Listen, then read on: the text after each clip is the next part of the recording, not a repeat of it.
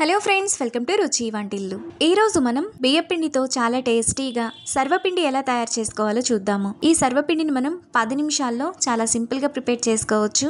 Evening tea time snacks తినడానికి చాలా బాగుంటాయి. ఇంకా పిల్లలకి బాక్సుల్లోకి స్నాక్స్ లా పెట్టడానికి కూడా చాలా బాగుంటాయి. సో లేట్ చేయకుండా వీడియోలోకి వెళ్ళిపోదాం.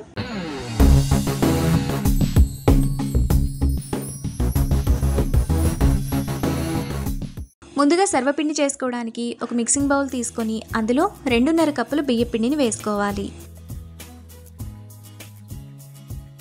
ఇప్పుడు అదే కప్పుతో 1 కప్పు సన్నగా తరిగిన ఉల్లిపాయ ముక్కలు, తరువాత సన్నగా తరిగిన గుప్పెడు కరివేపాకు, సన్నగా తరిగిన 1 కట్ట కొత్తిమీర తరుగు వేసుకోవాలి. ఇప్పుడు సన్నగా తరిగిన 3 పచ్చిమిరపకాయలు, 1/2 టీ స్పూన్ కారం, 2 టేబుల్ స్పూన్ల పల్లీలను ఫ్రై చేసుకొని పొట్టు తీసుకొని వేసుకోవాలి.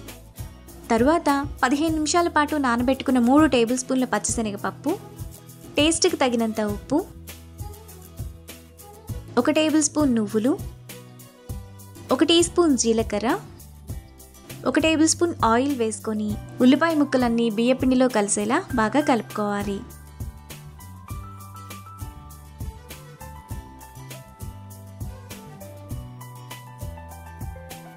పిండిని ఇలా కలుపుకున్న తర్వాత కొద్దిగా నీళ్లు పోసుకొని కలుపుకోవాలి. నీళ్లను ఒకేసారి పోయకుండా కొద్ది కొద్దిగా పోసుకుంటూ ఇక్కడ చూపిస్తున్నట్టు పిండిని ఈ విధంగా కలుపుకోవాలి. ఇలా కలుపుకున్న తర్వాత ఒక ప్యాన్ తీసుకొని అందులో కొద్దిగా ఆయిల్ వేసుకోవాలి.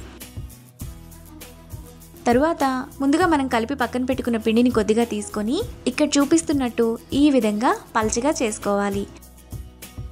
ఇలా చేసుకున్న తర్వాత ఇక్కడ చూపిస్తున్నట్టుగా చిన్న చిన్న హోల్స్ని పెట్టుకోవాలి.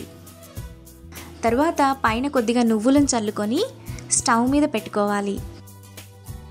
ఇప్పుడు మూత పెట్టుకొని సిమ్ ఫ్లేమ్లో కాలనివ్వాలి. మనకు బియ్యపిండి రొట్టె ఒకవైపు కాలిన తర్వాత మరోవైపుకు తిప్పుకొని కాలనివ్వాలి.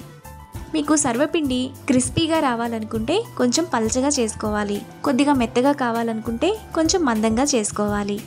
రెండో వైపు కూడా కాలిన తర్వాత ప్లేట్లోకి తీసుకొని పక్కన పెట్టుకోవాలి.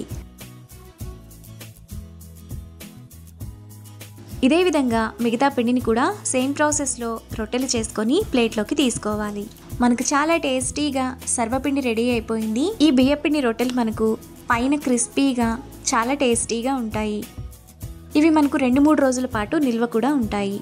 అంతే, ఎంతో సింపుల్గా టేస్టీగా చేసుకునే సర్వపిండి రెడీ. ఈ రెసిపీని మీరు కూడా ట్రై చేసి మీకు టేస్ట్ ఎలా కుదిరిందో నాకు కామెంట్స్లో షేర్ చేయండి. ఈ వీడియో కనుక మీకు నచ్చినట్లయితే లైక్ చేసి, షేర్ చేసి, సబ్స్క్రైబ్ చేయండి.